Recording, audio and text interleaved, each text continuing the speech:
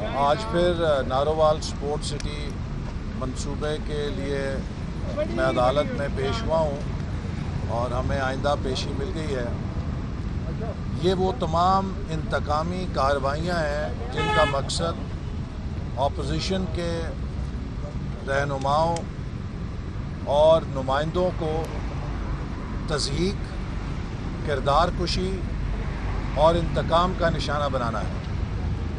ان جھوٹے بے بنیاد مقدموں کا مقصد ہمارے لیے کردار کشی کا موقع فراہم کرنا اور پاکستان کے عدالتی نظام کو جھوٹے، بے معنی اور بے مقصد مقدمات میں الجھا کر ان کا وقت ضائع کرنا ہے۔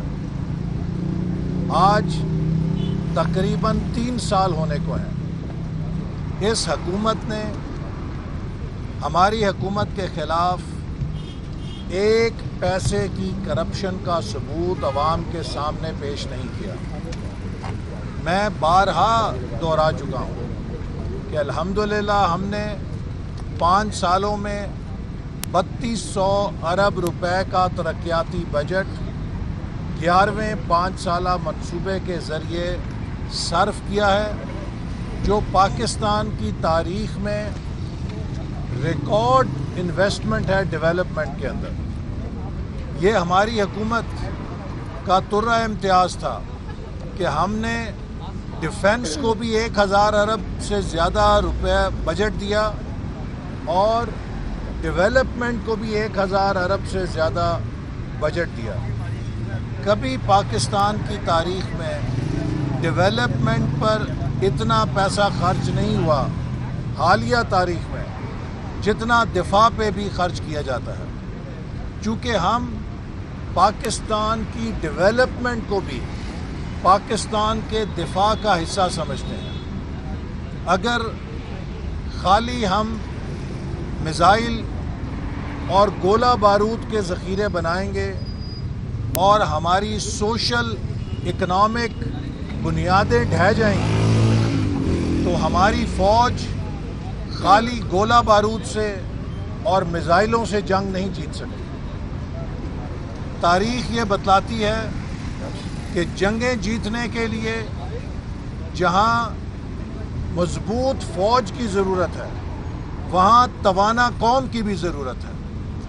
اگر ملک کے اندر معیشت کا انفراسٹرکچر نہیں ہوگا، ملک کے اندر انسانی وسائل کی ترقی نہیں ہوگی، تو خالی سیکیورٹی کے دعووں سے، خالی ٹینکوں سے، بندوقوں سے، میزائلوں سے قوم کا دفاع ناقابل تسخیر نہیں ہوگا۔ جب روم کی تہذیب تباہ ہوئی ہے، اس کے پاس دنیا کی سب سے بڑی فوج تھی، لیکن downfall of Roman empire اس وقت شروع ہوا جب رومن امپائر اپنے فوج کو تنخواہیں دینے کے پیسے اکٹھے نہیں کر سکتی تھی، جب اس کی معیشت میں انفلیشن نے، افراط زر نے عام آدمی کی زندگی میں تباہی پیدا کر دی، تو پھر روم کی فوج بھی روم کی سلطنت کا دفاع نہیں کر سکتی۔ اور یہی اصول مغل سلطنت کے اوپر آتا ہے، عثمانیہ سلطنت کے اوپر آتا ہے۔ ہر تاریخ کی بڑی سلطنت اور امپائر کی زوال کی وجہ اس کی معاشی کمزوری بنی ہے۔ ان کی فوجیں مضبوط ترین تھیں، لیکن جب معیشت تباہ ہوئی تو ان کا دفاع بھی منہدم ہو گیا۔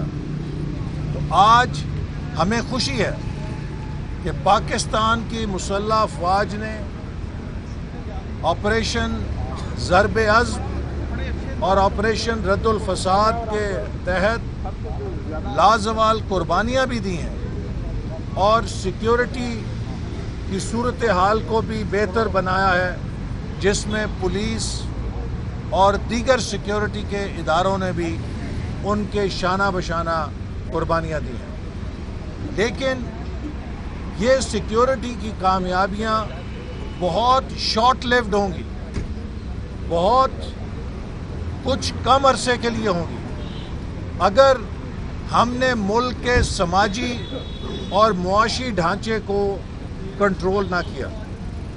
جب مہنگائی زوروں پہ ہو، بے روزگاری زوروں پہ ہو، غربت زوروں پہ چلی جائے، عوام میں مایوسی اور بے یقینی بڑھ جائے، تو وہ تمام اسباب دوبارہ پیدا ہو جاتے ہیں جن سے معاشرے میں انتہا پسندی اور دہشت گردی کو زور پکڑتا ہے.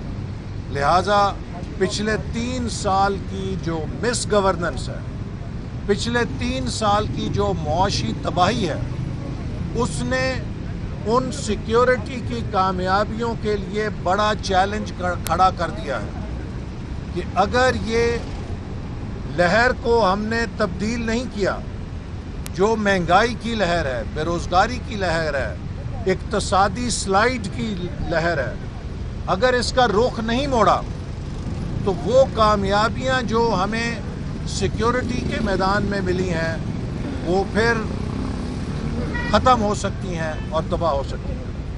یہ حکومت جہاں معاشی طور پہ تباہ کر چکی ہے، وہاں اس ملک کے گورننس کے نظام کو بھی تباہ اور برباد کر رہی ہے. پنجاب جسے ایک زمانے میں مثالی صوبہ کہا جاتا تھا، جہاں کی انتظامیہ پورے پاکستان میں میرٹ پہ کام کرنے کی پہچان رکھتی تھی، اس پنجاب کو آج پاکستان میں بدنام ترین کر دیا گیا.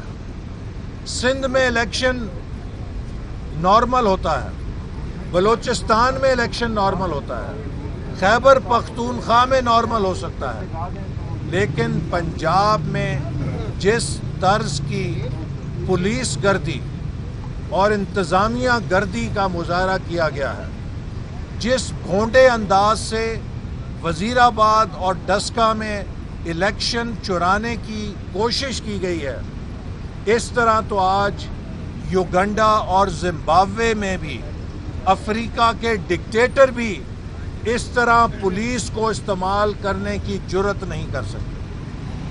میں سمجھتا ہوں یہ واقعہ ایک چیلنج ہے ہر پاکستانی کے لیے جو ووٹ کی حرمت اور عزت کو بچانا چاہتا ہے. ڈسکا کا الیکشن چیلنج ہے الیکشن کمیشن کے لیے، چونکہ اس کی اتھارٹی کو چیلنج کیا گیا ہے، اور الیکشن کمیشن نے آئندہ عام انتخابات کروانے کی ذمہ داری بھی ادا کرنی ہے.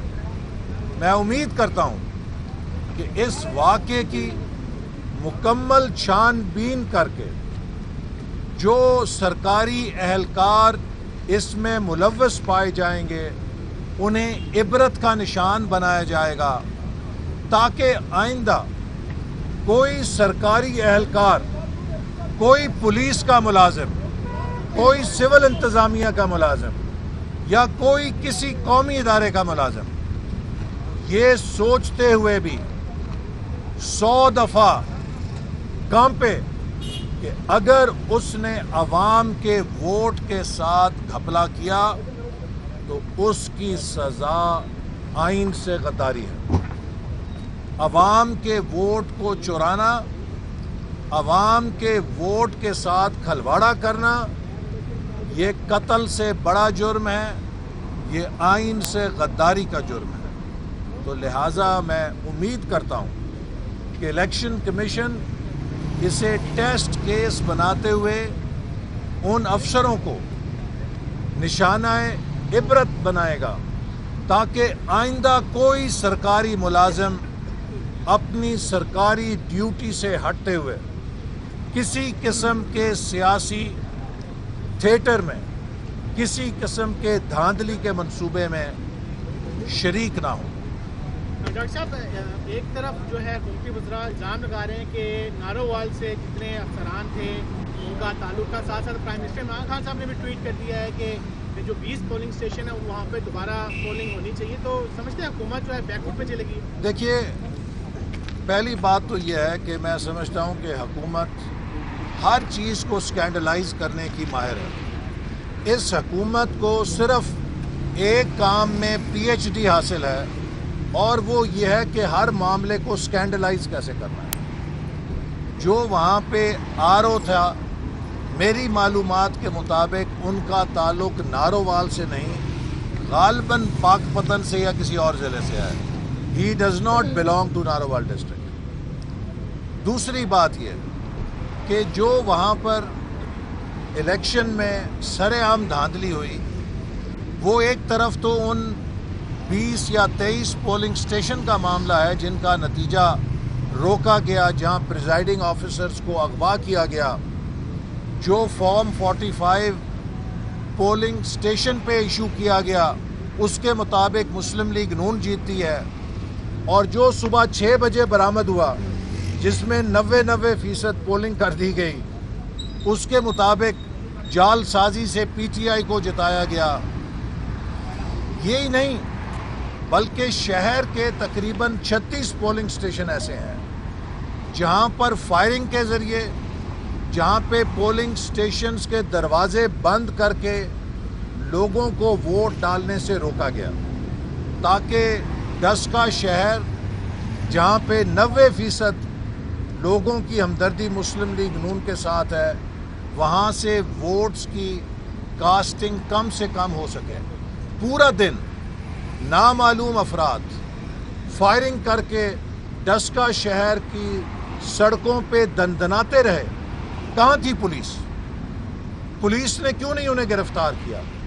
چونکہ وہ پولیس کی آشیرواد سے ایسا کر رہے تھے. تو اس لیے ہم نے الیکشن کمیشن کو درخواست دی ہے کہ وہ شہر کے پولنگ اسٹیشنز جہاں پر پولنگ کو گھنٹوں بند رکھا گیا، جہاں پر فائرنگ کے ذریعے ووٹوں کو ہراساں کیا گیا، اور وہ پولنگ اسٹیشن جن کے پریزائڈنگ آفیسرز کو اغوا کیا گیا اور ان سے زبردستی نتیجے تبدیل کرائے گئے، ان تمام پولنگ اسٹیشنز میں ری پول کیا جائے یا پورے حلقے کا ری پول کیا جائے تاکہ وہاں پر الیکشن کی شفافیت قائم ہو سکے.